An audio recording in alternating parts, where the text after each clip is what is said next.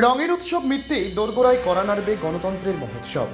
বিধানসভা নির্বাচনে দামামা বাজার আগেই মাস্টার স্ট্রোক মালবাজারে, হাতে সময় কম, তাই দোল পূর্ণিমার পূর্ণ লগ্নেই উন্নয়নের মেগা প্রকল্পের শিলান্যাস করলেন রাজ্যের মন্ত্রী বুলুচিক বরাই। মঙ্গলবার দুপুরে মালবাজার আদর্শ বিদ্যাভবন মাঠে এক অনাড়ম্বর অনুষ্ঠানের মধ্য দিয়ে জোড়া প্রকল্পের সূচনা হয়। নারকেল ফাটিয়ে ও ফিতে কেটে নতুন কাজের ফলক উন্মোচন করেন অনগ্রসর শ্রেণী কল্যাণ ও আদিবাসী উন্নয়ন মন্ত্রী। আদিবাসী উন্নয়ন দপ্তরের অধীনে প্রায় 25 লক্ষ টাকা ব্যয়ে তৈরি হবে এই আধুনিক স্টেডিয়াম এবং 1,53 লক্ষ টাকারও বেশি ব্যয়ে আদর্শ বিদ্যাভবন মাঠে তৈরি হতে চলেছে দর্শকদের গ্যালারি, আধুনিক ক্লাব হাউস, খেলোয়াড়দের চেঞ্জিং রুম এবং একটি সাইকেল শেড। প্রশাসনের কড়া নির্দেশ, আগামী 2 জুলাইয়ের মধ্যেই সম্পূর্ণ করতে হবে সমস্ত কাজ। মন্ত্রী পদে বসার পর নিজের দপ্তর থেকে এই প্রথম বড় কোনো কাজের শিলান্যাস করলেন বুলুচিক বরাই। এদিনের অনুষ্ঠানে মন্ত্রীর সাথে উপস্থিত ছিলেন মাল পুরসভার চেয়ারম্যান উৎপল ভাদুরী সহ অন্যান্য বিশিষ্টরা। ভোটের আগে এই তড়িঘড়ি শিলান্যাস কি পারবে দলের অন্দরে ক্ষোভ মেটাতে? উত্তর দেবে সময়।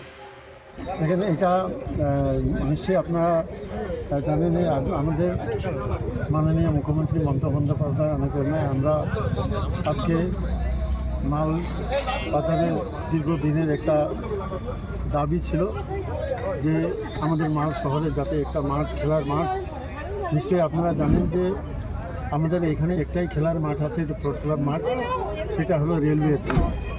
যখনই আমরা খেলাধুলা করার জন্য যখন পারমিশন নিতে যাই তখন আমাদের দেখা যায় অনেক সমস্যা ওইখানে হয়, যার ফলে আমরা এটা আমাদের সমস্ত কাউন্সিলর, চেয়ারম্যানের, সমস্ত মানুষের একটা দাবি ছিল যাতে এখানে একটা মাঠ হইলে এখানে ভালো হবে। তখন থেকে আমাদের চিন্তা ভাবনা ছিল যে একটা মাঠ করার। তো সুতরাং আজকে আমাদের সবচেয়ে বড় পাওনা যে আজকে আমরা দলের দিনে আজকে আমরা শুভ শিলান্যাস করলাম। নিশ্চয়ই সেটা আপনারা বুঝতে পারেন যে এটা আমাদের ট্রাইবাল ডিপার্টমেন্ট থেকে আমাদের আর্টিকেল 275-এ এটা আমরা এখান থেকে আমরা এই মিনি ইন্ডোর স্টেডিয়াম এবং স্টেডিয়াম এখান থেকে আমরা করতে পেরেছি। নিশ্চয়ই আপনারা জানেন যে ইন্ডোর স্টেডিয়াম 24,99,000 টাকা দিয়ে আমরা সেই মিনি ইন্ডোর স্টেডিয়াম করছি। তার সাথে সাথে স্টেডিয়াম যেটা হলো 1,93 লক্ষ টাকা দিয়ে আমরা সেই স্টেডিয়াম আমরা এখানে হতে চলেছি। তো নিশ্চয়ই যে আমরা আশা যে আমাদের যে ধার্য ধরা আছে, যেটা এখানে যে সময়টা দেওয়া আছে যে এজেন্সিকে, সেই এজেন্সিকে সেই সময় অনুসারে যাতে কাজ হয় এর জন্য নিশ্চয়ই এটা ডিপার্টমেন্ট নজর রাখবে। তো সুতরাং এই মাঠের জন্য নিশ্চয়ই আমাদের ডিপার্টমেন্টের মাধ্যমে কাজ হচ্ছে, কিন্তু এখানে আমাদের যে স্কুল যে ম্যানেজিং কমিটি আছে, প্রধান শিক্ষক আছে, শিক্ষিকরা আছে, সবাই যেরকম এই মাঠ যাতে হয় এই মালবাজার শহরে, তার জন্য কিন্তু তারা আমাদেরকে অনেক সাহায্য করেছেন। নিজের স্কুলের মাঠটাকে তারা দিয়েছেন এখানে মাঠ তৈরি করার এবং স্টেডিয়াম তৈরি করার জন্য। সুতরাং আমি আমার পক্ষ থেকে সেই প্রধান শিক্ষককে এবং সমস্ত ম্যানেজিং কমিটিকে আমার পক্ষ থেকে অনেক ধন্যবাদ, অভিনন্দন জানাচ্ছি যে তারা আমাদেরকে এই খেলার মাঠ তৈরি করার জন্য তাদের সাহায্য করেছে, যার ফলে আজকে মালে আজকে একটা ভালো একটা মাঠ এখানে হতে চলেছে। তো এটাও আমাদের কাছে সবচেয়ে বড় পাওনা। মাননীয় মুখ্যমন্ত্রী মমতা বন্দ্যোপাধ্যায় আজকে এরকম একটা দপ্তর করে দিয়েছে। দপ্তরের মাধ্যমে আজকে খেলার মাঠ থেকে নিয়ে অনেক রকমের এখানে কাজ, অনেক ডিপার্টমেন্টের কাজ আমাদের সেই কাজটা হয়, সেই সুযোগ আমাদের মাননীয় মুখ্যমন্ত্রী মমতা বন্দ্যোপাধ্যায় করে দিয়েছে।